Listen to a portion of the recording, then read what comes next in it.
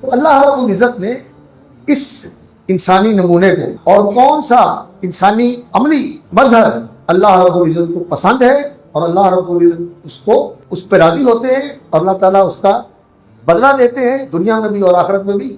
اللہ رب العزت نے انسانوں کی رہنمائی کے لیے اپنے اپنے وقت میں ہر علاقے کے اندر ہر امت کے اندر نبی اور رسول بھیجے. لیکن اللہ اکبر، وہ جو آئے تھے ایک وقت کے لیے آئے تھے اور اپنا وقت پورا کر کے چلے گئے.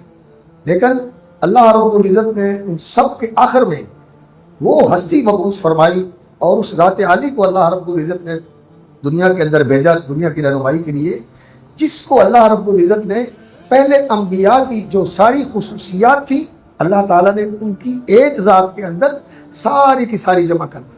وَلَيْسَ عَلَى اللَّهِ بِمُسْتَكْبِرٍ يَجْعَلَ الْعَالَمَ فِي وَاحِدٍ.